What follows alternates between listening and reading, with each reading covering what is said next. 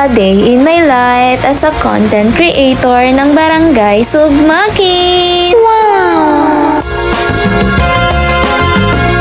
In this night, a starry sky, my baby told me with a sigh, saying words that came across as a doubt.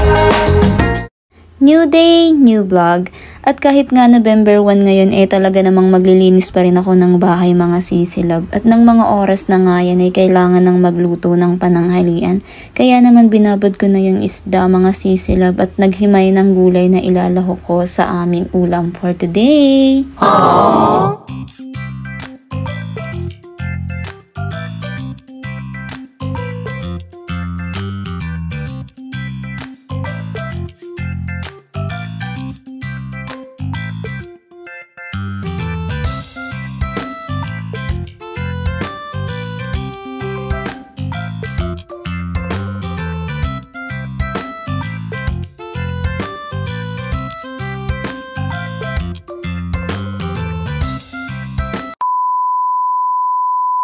Pagkatapos ko ngang maligo ay talaga namang binabad ko na yung fishball at kikiam. Hiniwa ko na din ang repolyo at carrots na ilalagay sa aking bihon mga sisilabs.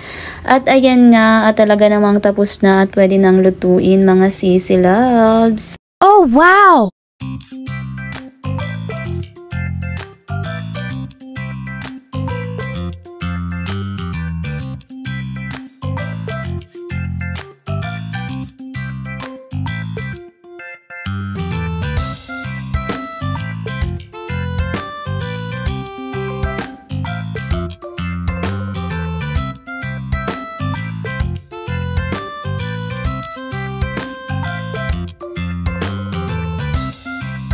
At ayan nga at luto na ang aking bihon mga sisilabs. Ready na ilagay sa aming mga tiyan kaya naman nagtimpla na ako ng tang orange.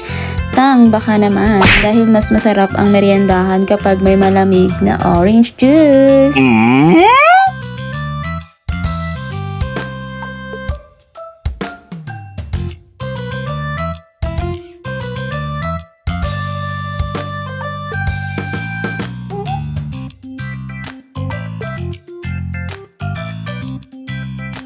Ay, Diyos ko, may bata na namang naligaw kaya naman pinapunta ko na sa bahay at kami sabay-sabay na nagmerienda mga sisilabs.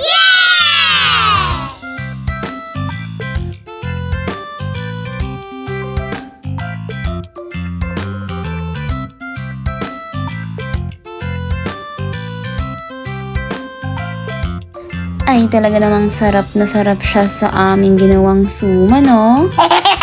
A few moments later. Aba naman nga't nananahimik ako sa gilid ng aming bahay ay may pumuntang mga kabataan. Dahil sila daw ay magpapa-makeup. Na para bang ang galing-galing ko mag-makeup mga sisilabs. Ay, Diyos ko, pasensya na sa mga itsura nyo. Ayan nga, at parang hindi naman sila nakakatakot mga sisilabs. Mas nakakatakot pa rin yung mga buwayang nakaupo sa gobyerno na may mga ghost project. Eme! Oh no!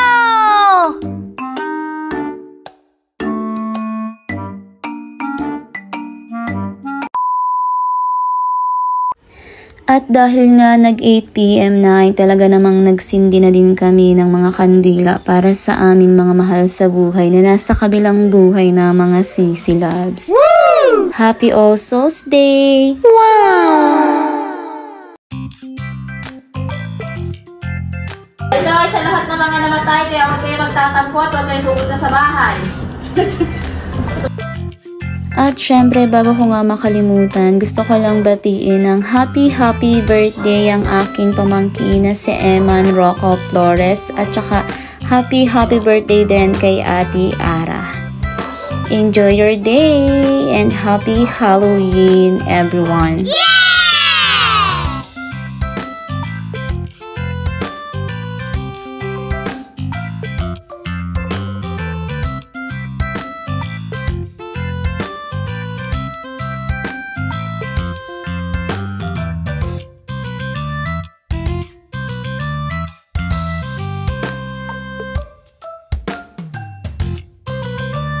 At ayun nga, at pansamantalang napatigil ang pag-emote ko dyan mga sisi loves.